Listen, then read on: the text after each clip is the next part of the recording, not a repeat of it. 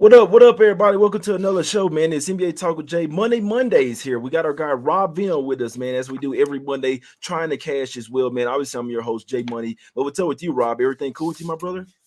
Everything is good, buddy. Pretty good weekend, successful, profit wise. So on to a new week. And, you know, the thing that'll overwhelm everything this week, Jay, is Super Bowl talk, right? It'll be all over the place, but we're here to talk NBA. So let's cash. Yeah, let's get some cash, man. Appreciate everybody for tuning in as well. Hit the like button if you do like these shows. Hit the like button if you can. And subscribe to the channel. You could join as a member as well. Get some special perks. Only $3.99 a month, guys. $3.99. But it's all business here on the channel today. We got some great games. Let's go over and let's talk about them, man. Try to talk some plays out here, Rob. First game up, we're going to the streets of Detroit here, guys. We have the Pistons getting 11.5 points back home versus the Celtics in this one. Celtics have had 2 days off rest. They are 0-7 against the spread last seven versus with 2 days off of rest as well. And the Pistons have covered spreads as well versus the Celtics here, Rob. They hadn't covered the last two, but before that, they had covered 8 straight versus the Celtics. They are 8-2 against the spread last 10 games. Do you think that we should be taking the points with the Pistons here, or they're just that much? They're too much of a bottom feeder for us to fade one of the top teams in the league, Rob. How are you looking at this one? Well, you know me, Jay. I'm going to go the other direction and look at the total, right? I'm pretty heavily involved here. Boston had a miserable shooting game against Phoenix Friday night. Like you mentioned, it's been a couple of days off since then. A lot of published reports about lack of energy, and they need to bring energy to this road game here tonight. I looked at it from a couple different ways. I think Boston comes out very, very quickly here. First quarter over, to me, really good bet if you just go through the numbers by themselves. Boston's the third highest first quarter scoring team in the league. Detroit's the third worst defensive first quarter team in the league. That makes sense. Boston comes out quick. That makes sense. First half, same exact things, just about Boston third best offensively scoring. Detroit fourth worst in what they allow. They've played a couple of times already. One game went over both of these totals. One game fell just shy of, I think, the halftime total. But I'm there. I mean, to steal your phrase, I wouldn't be surprised if we see a trifecta here. Boston over team total first quarter, first half, full game. I think the full game has now been bumped all the way up from 19.5 to 21.5, which is a pretty significant increase in a team total. But, when Boston's hot, they're hot, right? And then the second thing I looked at, Jay, and I don't look at player props an awful lot, but Jason Tatum was miserable Friday night. 3 of 15 from the floor. You go through his game logs, and for the most part, not 100% of the time, but very, very close. When he has a bad game, he comes back with a vengeance. Now, his PRA tonight, for those who play player props, 43.5. He's been over this number in 9 of his last 12 games. That's 75% of the time.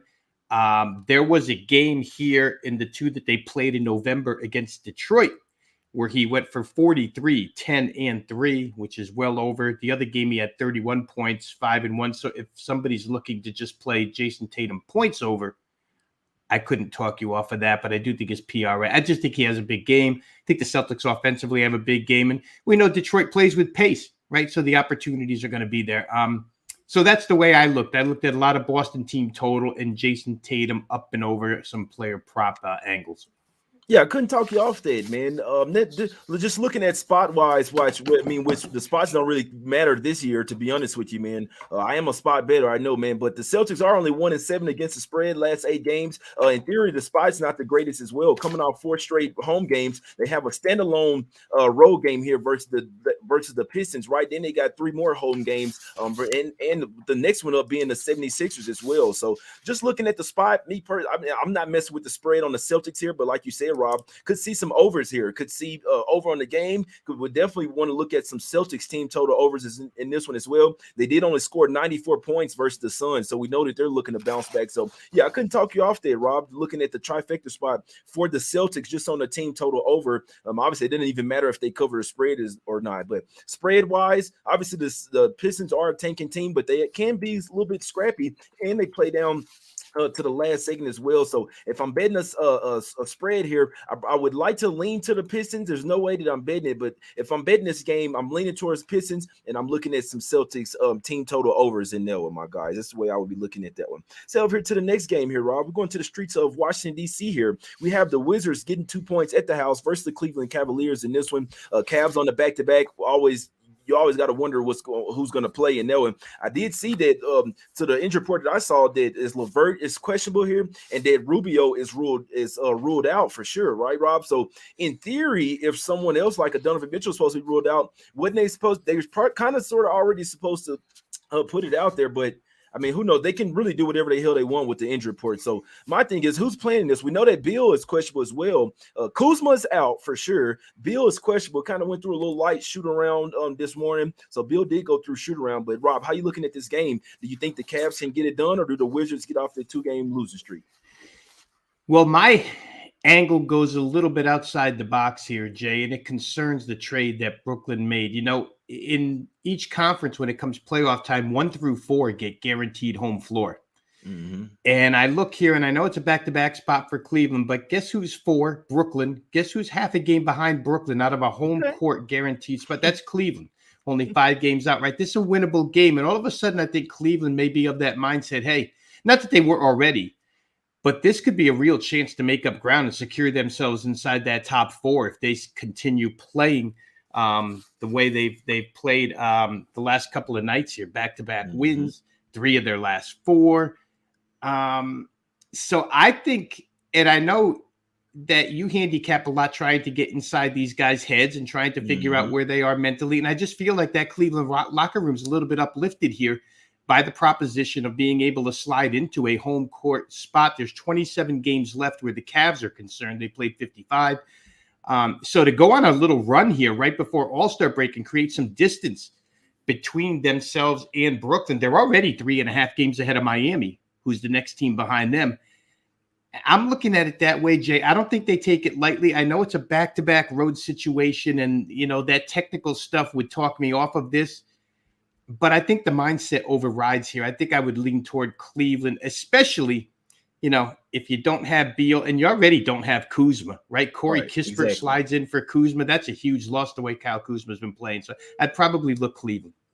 Yeah, I want to take the Cavs here, man. It's not a 3rd game in 4 nights, but it is a back-to-back. They did play versus the Pacers well last night. Now, this is the only thing I don't like. You're blowing out the Pacers, right? Why did you need to play Darius Garland and Donovan Mitchell 35 minutes apiece? That's the only thing that makes me scratch my head there as well. Because like I said, they really could have got them out of the game a lot earlier than, in my opinion, man. What do the Wizards do? They cluster wins and they cluster losses. They had won 6 straight games. Now they're coming off 2 straight losses and 2 games where they were up by 20 points, I might add as well. They lost Kuzma. I feel like if they have Bill or not Bill, because Bill, he probably won't be playing defense in this game. He's not. I saw him in the shoot around. It doesn't look 100%. He might give it a go and play, but I'm looking towards the Cavs in this one, guys. I want to lean Cavs. I do think there's a possibility that someone could be ruled out later. Obviously, when you're on the back-to-back, you don't have to fully disclose everybody, but like you said, the Cavs need to win games, man. This is a hungry team, right? No one's on this team has won a championship other than Kevin Love, so this is a hungry team.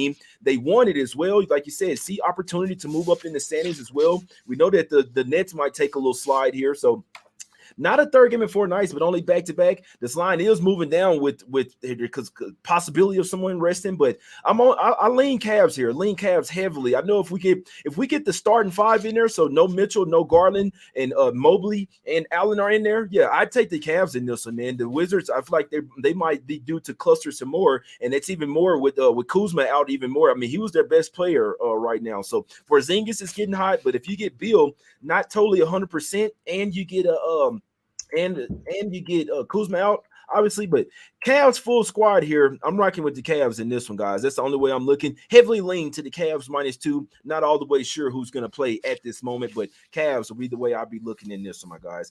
Head over here to the streets of Brooklyn here, Rob. We got the Nets getting 8 points at the house versus the LA Clippers. This one was at 6.5 last night. It is up to 8 this morning. Do you agree with the line move here, Rob, to the Clippers? Obviously, it's the last game of their 6-game road trip.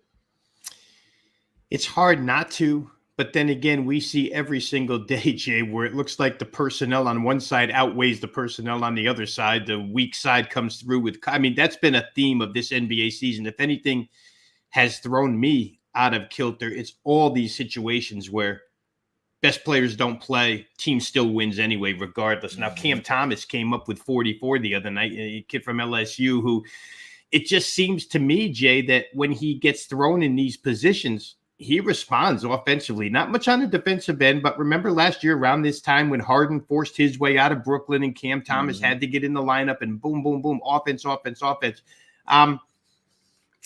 The Clippers are making that run that way back in preseason. I know we both thought that the Clippers were the deepest team in the West. We thought that they could get to the Western Conference Final. All of a sudden, 7-1 against the spread last 8. Here they come. They're playing together most every night now.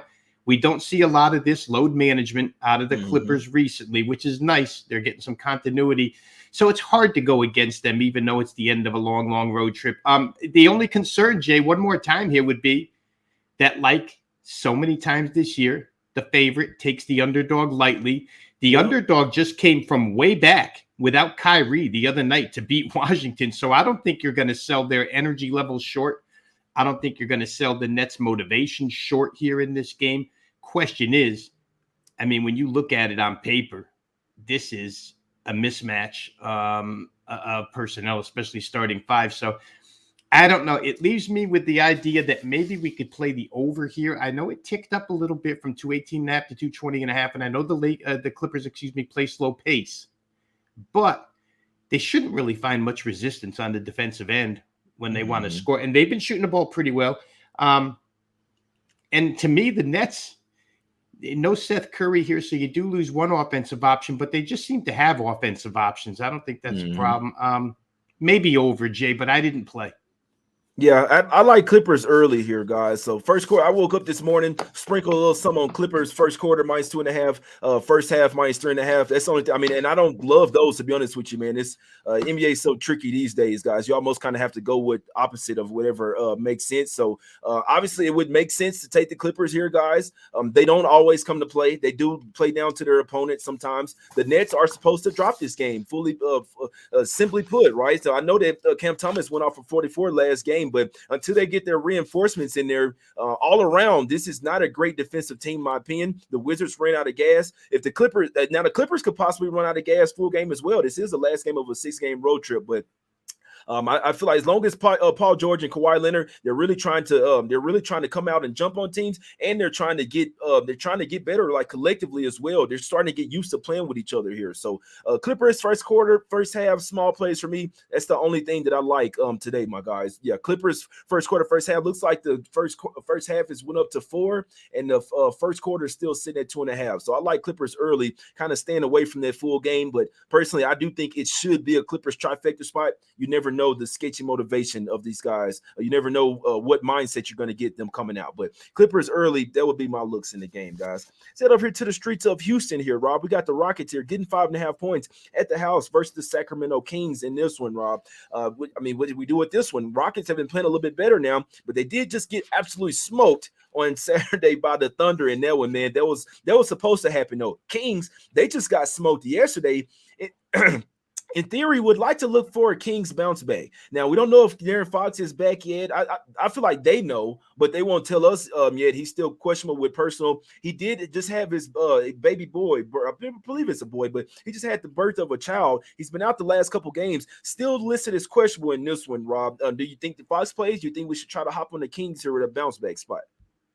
Yeah, and I'll go back real quick to what you talked about with Thunder in Houston Saturday, Jay. The Thunder owed me, and they paid me back. That one because I had them the first time against Houston when they got beat wire to wire, but they absolutely annihilated first quarter, first half, full game, all OKC in that one. And that was with the return of Jalen Green for the Rockets, right? He had been out a couple of games. I would love to be on Sacramento here, and I still may, I get these inner conflicts inside my head. I may be able to good guy, bad guy, talk myself into Kings. But I need De'Aaron Fox. You mentioned it. Look at the offense the last couple of games without him, Jay. 104 points out of the Kings in back-to-back efforts. That's not them. Davion Mitchell is not the same offensive point guard that Hell no. De'Aaron Fox is. He's good on defense, but their offense suffers. Sabonis' numbers went down last couple of games, so it's hard for me to play them without Fox. I'll say this: I'm with you in your theory that certain teams just don't want to win. And to me, taking a look at Houston, aside from that Saturday night game where OKC just came out and destroyed them, Houston looks like a team that has no problem playing three quarters. But when they realize they're close in the fourth, they're, like a turtle. They shove their head back in their shell and we're supposed to lose this game. Okay, let's lose. And that's what I'm worried about at the end of this one if you're on Houston. And that would, make me lean towards Sacramento because Sacramento needs games. Last Monday when we came on, Jay, I talked about Sacramento hearing footsteps behind them inside the division. Guess what? They're not in first place all alone anymore. They're tied. Teams are coming down their neck. They need a win desperately. I'd love to have Fox. I may get to the Kings here. But again, I need De'Aaron Fox because the offense is not the same without him. No, that's a fact right there. Problem is, if Fox is ruled in, this line will definitely go up to 8 points. Right. So I mean, obviously it's like a lose-lose. You want to get ahead of it, but if Fox is out, then you're just sitting there with the bed. But if he's in, then that's the only way to get closing line value on this game. Because I'm telling you, it's shooting up to 8 as soon as if they say Fox is in. So you kind of have to try to guess, man. But I'm gonna tell you this right now: the Kings know if he's playing or not. I might have to do a little bit extensive research to see at least even if he's back with the team. If he's back with the team, he probably plays. But them listing him as questionable, knowing if he's with the team or not, I just feel like that's unfair. But regards to that, I don't want Matthew Dellavedova out there playing for the Kings. I'm sorry. You never want to see him out there on the floor. But the Kings, they didn't play all their guys last night. Y'all know how I feel, man. Coming off a Smack City spot, I'm only looking at that team to bounce back the next game. I know that the Rockets, they're coming off a game where they got killed as well. They gave up 153 points, but these two teams are structured a little bit different. Mike Brown is an actual coach over there. He's going to tell the guys, all right, look, guys, what the fuck are we doing here? I mean, really, what are we doing here? We just got smacked by back-to-back games. We played the Rockets here. Do you want to bounce back or you want to lose versus the Rockets? So I could see the Kings coming out here early with some emphasis to start this game a lot better than they did yesterday, guys. They were down 34-26 in the first quarter. It was never a game. They never had the lead in the game yesterday. They were down 16-5 like it wasn't nothing. You see what I'm saying? They were down with 20 points. They were down 63-45 in the second quarter, guys. So down by 20 in the second quarter. Absolute horrible spot. I can tell you this. The Rockets don't have near the defense that the Pelicans threw at them. So Kings should be a little bit more comfortable in this one. Coming off that Smack City spot, I could only look towards Kings first quarter, first half. If Fox is in there, they probably go ahead and smack them up. I would look at some team totals as well for the Kings. It's just how I'm looking at it. It's kind of tough right now without knowing Fox in or out. But you make a good point there, Rob. Davion Mitchell. Yeah, you don't want to look at team total overs with Davion Mitchell out there. Let's put it that way there. So let's head over here to the next game. Let's go to the streets of Chicago here, Rob. We got the Bulls laying 10 points at the house versus the San Antonio Spurs. Bulls do have the Grizzlies tomorrow. This is the last game of a three-game road trip. I'd like if it was 4 more. It'd be the kiss the wives and babies goodbye spot. But what do you think here? Bulls in a revenge spot, but they do have a bigger game versus the Grizzlies tomorrow here, Rob.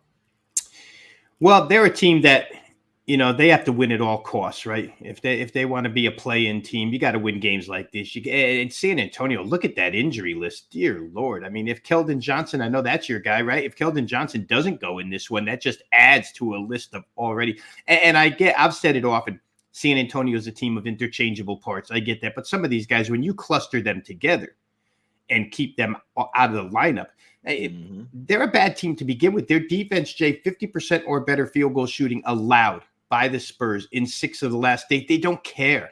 They don't care to play defense. It just doesn't matter. And I can't believe it's almost as if Greg Popovich just shows up to get a check because he is not helping this team along, getting any better. I guess they're playing for Wembayama. That's been made certain since the beginning of the season. Billy Donovan, a lot of quotes. I saw Ayu Dosunmu. I saw Billy Donovan all raving about the way that the Bulls came together and played second half defense in a comeback effort the other night and how they want to continue with that type of gritty play on that end of the floor. If that happens, I mean, you can score against San Antonio by accident, but do you want to lay 10 with the Bulls, 11 with the Bulls? That's a tough proposition. I mean, that's out of my league. The only way I look at San Antonio games, generally speaking, nowadays, and I've said this to you before, is playing over with them because they've shot over 50% their last 2 games. Really doesn't matter who they throw out on the floor. They score, they give up. So I don't know. It could be an over. I'm not interested in either way here. The one thing I could be interested in is, again, Nikola Vucevic has been a PRA ATM machine for the last 3 weeks. So you just bet his numbers over, and he continues to get over PRA. So tonight against Jakob Poeltl, for the 20-some-odd minutes Poeltl will be on the floor, might be a little bit tougher, but he probably gets there. Unless what you worry about is a blowout, and then Vucevic doesn't play fourth quarter because they got upcoming games here. So I don't know. It's a tough game to figure, Jay. A lot of conflicting things going through my mind. I did not play, but I could see I wouldn't talk anybody off of Vucevic, PRA, and maybe Bulls early. If Keldon Johnson isn't there, I just don't know how the Spurs keep up. Yeah, I mean, this team is a corpse, man. This team is a glorified G League squad. I feel like Pop should have just retired last year, man. What are we doing here? But they've lost 8 straight games. They're catching double digits. I mean, like I'll tell you right now, I'm not laying this points with the Bulls. They have revenge. I saw a quote this morning, Patrick Williams talking about everybody remembers how they felt in the locker room after losing that last game, and that they don't want to have that feeling again. But guess what? They just need to win the game. Right? For you not to have that feeling again, you just need to win. I'm not laying 10.5, 11 points, or even 10 points with the Bulls. I believe this one was at 11 and a half last night, if I'm not mistaken, and it's coming down. So the Bulls are 3-1 straight up and against the spread last 4 games. I don't like the spot. 4th straight home game, but then they head out on the road for a little mini road trip right after this. They have the Grizzlies on deck tomorrow, revenge spot versus them. So I don't care about this game, man. I'd like to say I lean the Spurs, but I'm not leaning to the Spurs, man. I'm sorry. I'm never leaning to the Spurs. But yeah, Keldon Johnson, like you said, he's questionable as well. In theory, taking the double digits here would be the right side. Bulls play down, up and down to their competition. It's crazy, right? This year, Rob. Last year, Bulls beating all these teams, smacking them by 30 points, and then they would lose versus all the top teams. They kind of figured out, like, maybe we shouldn't play our top game versus these trash teams and try to play our top game versus the top tier team. That's exactly what's happening in this year. So Bulls actually, they don't usually cover versus these type of teams, man. So we'll see what happens in this one, man. Let's go over here to the streets of Utah here, Rob. We got the Jazz laying 9 points at the house versus the Mavs. We know that they don't have Dinwiddie or Dorian Finney-Smith because they just got traded away. This line was at 5 yesterday, then shot up to 8.5 with the trade news, and they're not sure how the Mavs score here, to be honest with you, man. This could be a Mavs team total under type of spot here. Rob, what do you think? You think the Jazz take them to Smack City? Should we be looking towards laying 9 points with the Utah Jazz here? If you're going to play the game, it's the only way you look, right? Frank Ntilikina is going to run this offense tonight. Even he questionable. I mean, come on. Stop. What the fuck are we doing here, Rob? Yeah, I'll let you say. I'd love to say it and credit it to you, Jay, but that's exactly the case. What are we doing here? I think it's like wait till Wednesday for Dallas. Wait till we see Luka and Kyrie on the floor here. Jazz just beat this team by 8 points in this building a week ago. Now you're going to ask them to win by 10 with this lineup? It just – again, the scary part, Jay, is that we look at this lineup and we say they have no chance. In the NBA this year, that's the team that wins, which, makes you want to bash your head against a brick wall half the time. But I don't see how here. The Jazz will run. The Mavericks can't have any possible cohesion running offense tonight with these two guards. These two guards don't play together. These two guards don't run the show. So many reasons to play Jazz, so many reasons to play Jazz team total, because you have to believe defensive communication is going to break down all over the place for the Mavs because these guys are – I'd love to see the percentage. I should go to one of these analytics websites and see how often this lineup has played together this year. Maybe 3% of the time, probably less. It's got to be Jazz. It's got to be Jazz team totals over. And the Jazz, of course, are a team that they come to play every night. I mean, Larry Markkanen's consistent as could be. Jordan Clarkson is consistent as can be. Walker Kessler, we've talked about, is coming on as a center. Jazz, more Jazz. I just don't see any way the Mavs step in their way here tonight. Yeah, no, I'm with you there, man. So I'm looking at it. So let's see who they might have out there. So they got. So I saw Frank Nicolatina. He pop up as questionable in this spot, man. So other than Oof. that, they got Tim Hardaway Jr., got Josh Green, they got Jaden Hardy. Hardy is going to get some run tonight. I can tell you that Yep. for sure. Hardy will get extensive run, and he's actually a baller as well. It's just the Jazz got way too much offense for him, in my opinion, man. Looking at their lineup now, this is what makes it so hard about the NBA. And this is new age, Rob, because I don't care what you say. 10 years ago, teams are going to, if you're down this bad, they're smacking you by 40, 50. They don't care. They're not feeling bad for you. These days, just teams they're on their phones too much. They're looking at injury reports for the other side as well. Oh, okay, these guys are out. Oh, their whole team's out. All right, well, shit. It's going to be easy tonight. We don't need to bring our best game. Rob, I'll be honest, I like this dearly in my heart. Like, I truly hate this, man. It's complacency is what it is. It's literally just not taking the other team serious. You don't even play your same game anymore because you feel like the game is going to be easy. So guess what? Would I be laying this 9 with the Jazz? No, I'm not. I'm not doing it, man. Because what do we see happen time and time again? Players out on the other side, the team that's laying the boatload of points. A lot, I'm not gonna say every time, but a lot of times they just come in the game just lackadaisical, don't care about it, man. So what I'd be looking at in this one, they could be on defense as well. But only way I could look at this one is Mavs team total under, guys. So I'm making a play on this game. It's Mavs on the team total under. Obviously, you worry if the Jazz don't come to play defensively. The Mavs could fuck around cover the spread, man. So crazy game for sure. But Mavs team total under, that's what I would be looking at. They only broke 100 last game with Dinwiddie in there. Now they don't have their second best offensive player. I can only look towards the Mavs team total under in this one. I hope you guys understand what I'm saying about the thought process of these players these days, guys. Let's head over here to the streets of Golden State. Here, Rob, we got the Warriors laying 4 points at the house versus the Thunder with no Steph Curry. Do you think the Warriors can get it done, or you think the Thunder get the outright win, my brother?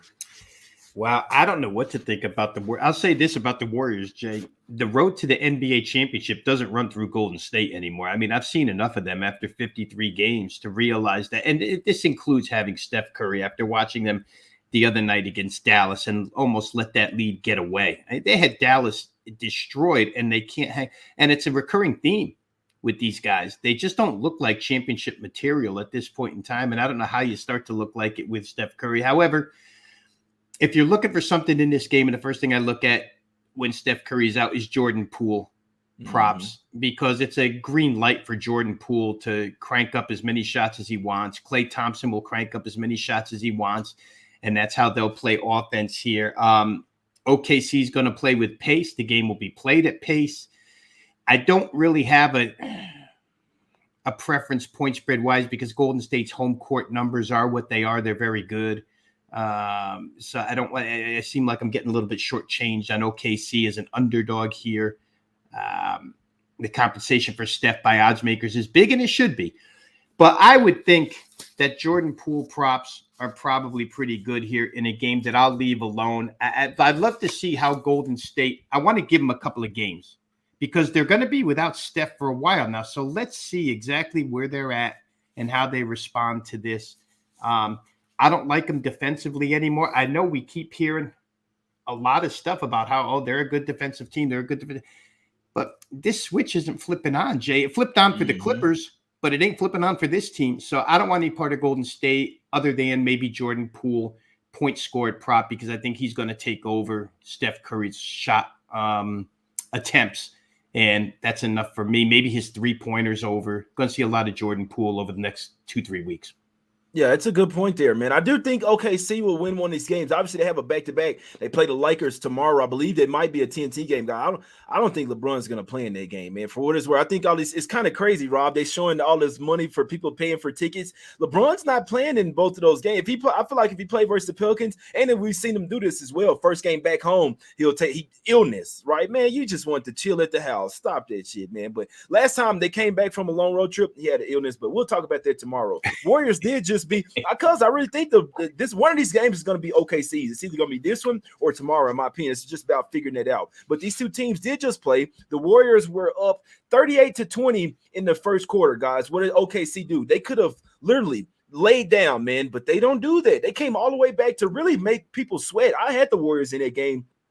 I believe they came all the way back to make it a tie game, man. But regards to that, the Warriors did end up winning by 8, but it just shows you the tenacity that the Thunder play with, right? They never give up in the game. They play really good defense. Now, they don't have a ton of bigs down low, so you can eat them up on the offensive rebounding and defensive rebounding for that matter. But I just feel like the Thunder might come to play here, man. I'm leaning their way. They have lost 7 straight to the Warriors, so the Warriors have absolutely owned the Thunder. Obviously, this is one of your best chances to get a win over the Warriors. So as long as they're not looking ahead to the TNT game tomorrow with the Lakers, I think the Thunder could be scrappy here, guys. So that's the only way that I'll be looking. Thunder plus the 4. I agree with this line move steadily coming down. It was 5 yesterday, then 4.5, now to 4s, and I even saw juice to the 4s with the Thunder here. So I'll be looking towards the Thunder here. Could the Warriors still come the ball at the house? Even without Steph, that is what they do, right? They ball. That's where they play the best at the house. So I wouldn't be surprised. But if I'm betting it, I'm looking at the Thunder plus the 4. Maybe a little under spot is there as well, my guys. Rob, what do you think about the under real quick in that game? Yeah, I think it's very possible. Like I say, it's very, very possible here. I know that it's going to be played at pace, but I'll say this, Jay.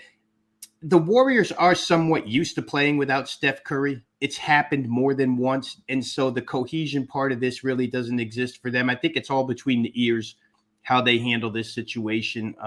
They've made a little bit of stride in that division, catching up to Sacramento. So we'll see. Again, aside from Jordan Poole, I don't have a lot of opinion at all on that game.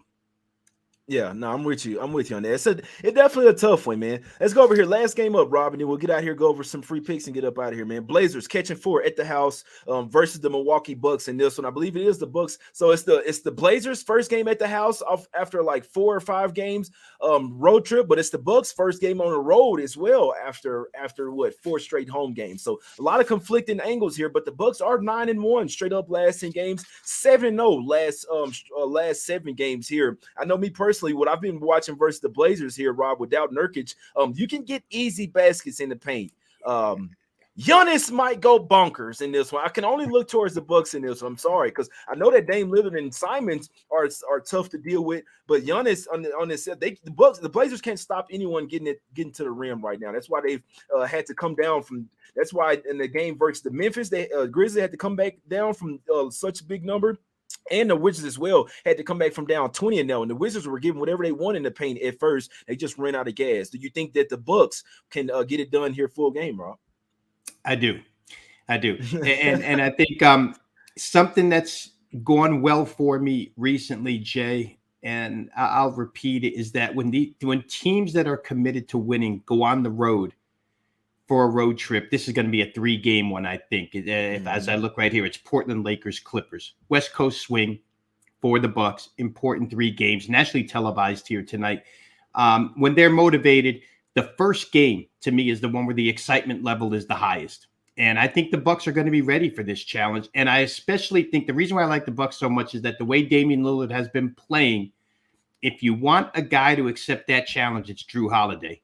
Not that he can shut Damian Lillard out, but that's your best shot with a defensive guard that can hound Dame Lillard and maybe knock him down from 40 to 25. And if you do that, you probably beat Portland because, as you said, on the other end, with Drew Eubanks in the middle trying to stop Giannis, the way Giannis is playing right now, it's not happening, right? And Milwaukee's been very, very good offensively as of late. I have them going over 50% shooting for the last 7. They've been scoring a lot of points. When they get rolling, and it's been about 20 to 25 games now where these 3-point shooters that surround Giannis have been incorporated into the lineup.